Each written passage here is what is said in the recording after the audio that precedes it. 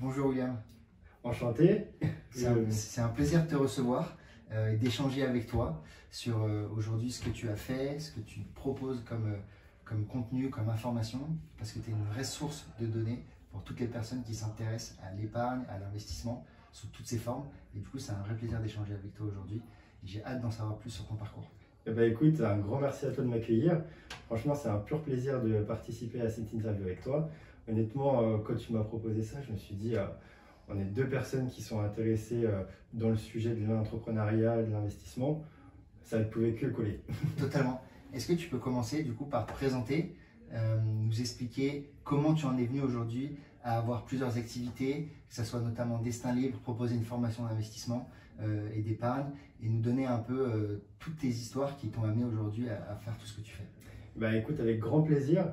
Alors, je suis William. J'ai commencé dans la finance d'entreprise il y a quelques années. J'ai travaillé dans un grand groupe dans la communication. Et lors du confinement, j'ai commencé à créer Destin Libre, un média sur l'entrepreneuriat, parce que j'avais vraiment envie de partager énormément de choses avec les personnes, que ce soit sur l'entrepreneuriat, la motivation et le business. Et donc j'ai commencé pendant la période du Covid à créer ce mouvement. Et c'est parti sur, on va dire, les premiers mois où j'ai vu que la communauté avait vraiment explosé. Et tu es réceptive à ce que tu proposais comme information? Tout à fait, exactement. J'ai vu que les personnes étaient vraiment impactées par ce que nous proposions sur le contenu et vraiment aussi sur toute la partie motivation. Les gens, durant cette période-là, cherchaient vraiment à se motiver et à trouver quelque chose qui les pousse à tenir, parce que c'est vrai que c'était pas une période facile. Aujourd'hui, ton quotidien, tu le décris comment par rapport à toutes tes activités? Alors, sur mon quotidien aujourd'hui, j'ai toujours ma partie salariale. Donc, sur une semaine, je travaille 5 jours. Et à côté, je développe aussi la partie média et entrepreneuriat aussi sur le fait de créer une formation. Ouais. Donc, pour donner une journée type, aujourd'hui, je fais mes journées, je fais mes heures normales sur du 9h-18h. Et lorsque je rentre chez moi, je me mets à travailler sur Destin Libre, je crée le contenu, typiquement je passe 1 heure, 1 heure et demie à créer les contenus du lendemain et à travailler aussi sur la formation, etc. Donc les journées sont bien chargées. Ce qui est bien, et j'aime bien avec tes semaines, c'est que le message de motivation que tu renvoies à travers Destin Libre, tu te l'appliques à toi-même, puisque toi aussi tu es persévérant dans tout ce que tu fais. Et donc, tu es un super bon exemple que oui, en fait, dans une semaine, on peut avoir plusieurs activités, faire rentrer plusieurs domaines et prendre du plaisir dans chacun des domaines aussi. Et ce sujet-là, je pense qu'on pourra y revenir. Pour toi, c'est quoi la trajectoire que tu veux donner à Destin Libre, à ta formation? J'ai vu que tu as créé un nouveau compte aussi. Donc, comment tu vois ta prochaine année et tes prochaines années? Alors écoute, là c'est vraiment axé sur Destin Libre. La prochaine étape pour Destin Libre, c'est de vraiment faire du contenu média, proposer de l'information sur l'économie et le business, faire des interviews avec des entrepreneurs, mais aussi des personnes du monde du sport et des artistes, des personnes vraiment qui ont un chemin avec des réussites, des échecs, et nous pourrons vraiment échanger sur leur parcours et permettre à des gens qui veulent y arriver de prendre exemple sur ces personnes-là. Ok, super. Donc, tu as une vraie volonté de partager des super exemples et surtout d'être transparent sur le fait que sans travail et sans échec, on n'a pas de réussite. Tout à fait. Et ça, c'est un point clé, je pense, sur lequel il faut appuyer. C'est que aujourd'hui, quand on voit une personnalité du sport, il faut penser à toutes les heures qu'elle a passées sur le cours à s'entraîner toute seule. Un entrepreneur, c'est pareil, toutes les heures qui ont été dédiées. Et je pense que c'est super important de le mettre en avant pour ne pas créer de fausses illusions et penser que la réussite vient du jour au lendemain. Exactement, c'est vrai que comme tu l'as dit, dans le sport, ça demande des heures et des heures de travail. On voit très bien avec Cristiano Ronaldo qui a passé énormément de temps à travailler pour devenir l'un des meilleurs joueurs de foot dans le monde. Et aujourd'hui, on voit vraiment qu'un entrepreneur, c'est pareil. On va passer 70 heures, 80 heures à travailler sur son projet. Et c'est vraiment quelque chose qui nous tient à cœur, mais on le fait parce qu'on aime vraiment ce qu'on fait et qu'on veut y arriver, persévérer. Et ça, c'est très important. Ouais, totalement. Je te rejoins.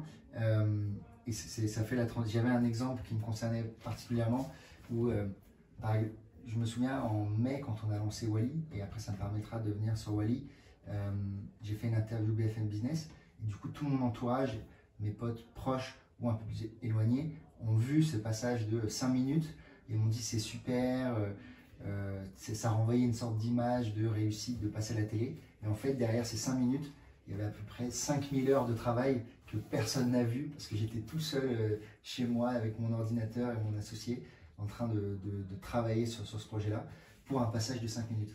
Et donc, c'est exactement pareil avec le sportif qui fait une course à 100 mètres en 11 secondes ou 10 secondes, mais en fait, il a couru des milliers d'heures avant de pouvoir atteindre cette performance. Exactement, c'est le travail de l'ombre, comme on dit, behind the scene, et ça, les gens ne le voient pas. Ouais. Mais pourtant, c'est vraiment quelque chose où on travaille sans précédent, on passe des heures, même des nuits pour certains projets, je le reconnais. Sur Destin, il y a un moment donné où on passait des heures et des heures. Quand on travaillait sur la formation, on se disait non, on a une deadline, il faut la respecter. Et ça demandait des heures de travail, mais ça, les gens ne le voient pas. J'ai commencé comme toi en finance entreprise. J'ai fait des études, une école de commerce et Sciences Po à côté, assez classique pour faire de la finance entreprise. Et j'ai commencé à travailler dans des fonds d'investissement immobilier sur de l'asset management et de l'investissement. C'est des métiers qui sont top parce qu'ils apprennent à gérer plusieurs projets, à travailler avec plein de parties prenantes, que ce soit des avocats, des notaires, des investisseurs, des bureaux d'études, des architectes, des locataires. Enfin, il y a vraiment une panoplie de profils. Et ce métier-là, il m'a vraiment aidé à construire Wally avec mon associé parce qu'il demande une certaine organisation. Et construire une boîte, ça demande une organisation, mettre en place des processus. Aussi simple soit-il, il faut quand même les mettre en place. Je reçois une facture, qu'est-ce que j'en fais, etc.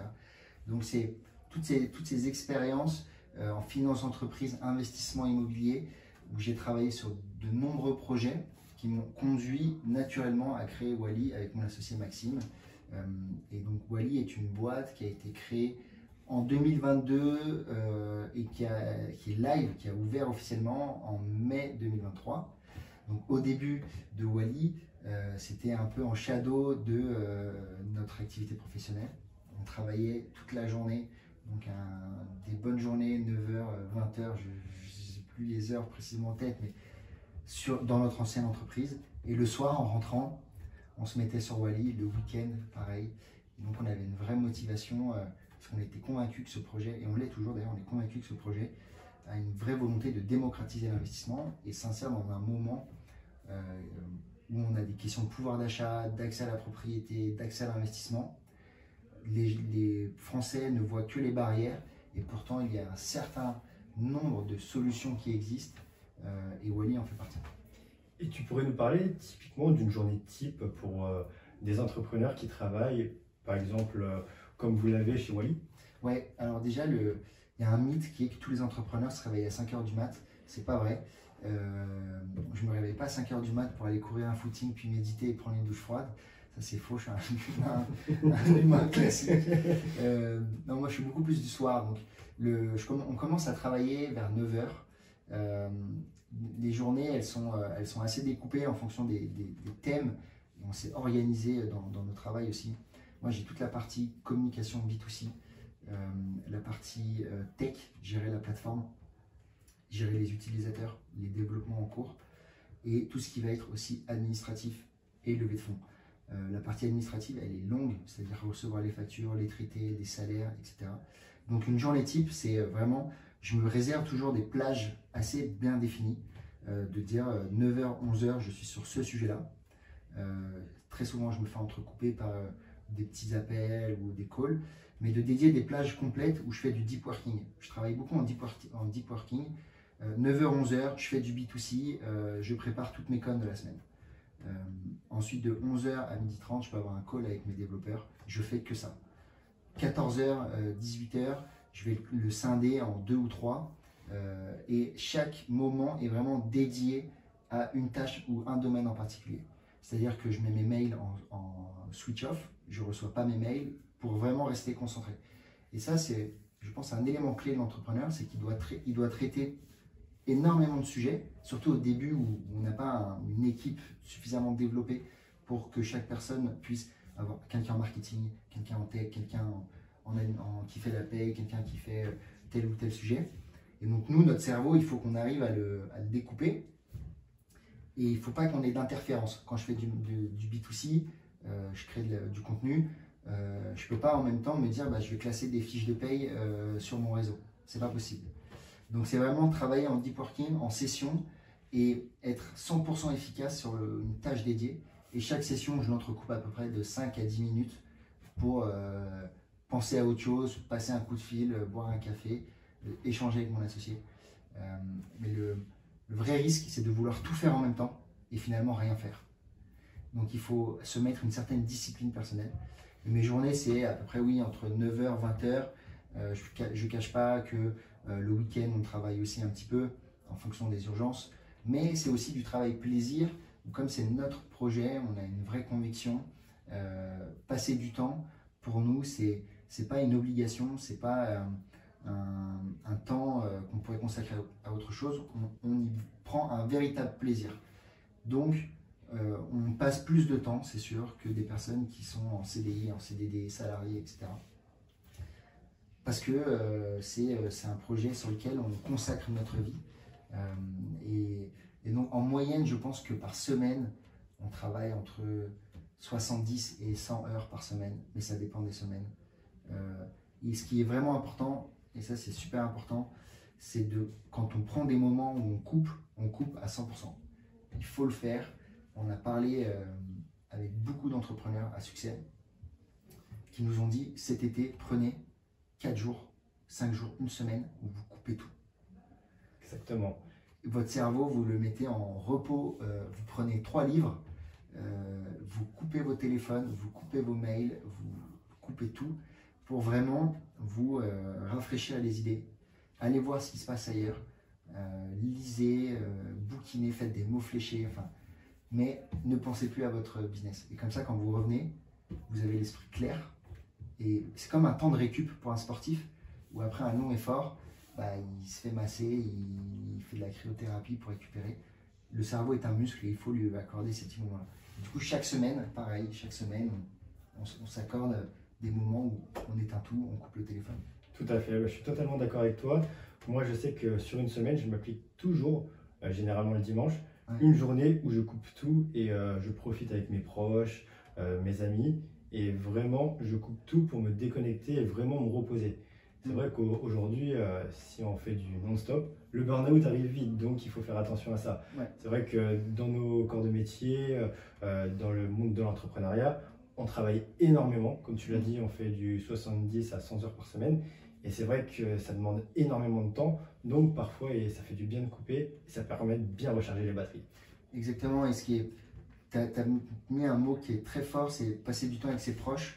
Et c'est un des points essentiels, c'est que souvent les entrepreneurs sont un peu seuls, on est seuls sur nos projets, ou du moins on n'est pas beaucoup au début, et il peut vite avoir cette solitude de l'entrepreneur qui s'installe, et on en oublie qu'on a un entourage qui existe, des amis, de la famille, et donc passer 3 heures avec un pote, se balader dans un parc, en fait c'est un moment tellement qualitatif, il faut se forcer à le faire.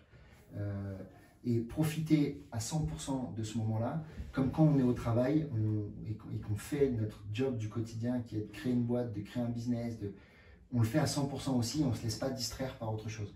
Et je pense que ça c'est vraiment important, c'est d'arriver à, je ne dirais pas cloisonner, mais de séparer les moments, séparer les tâches pour être investi à chaque fois à 100% et vraiment en profiter au maximum.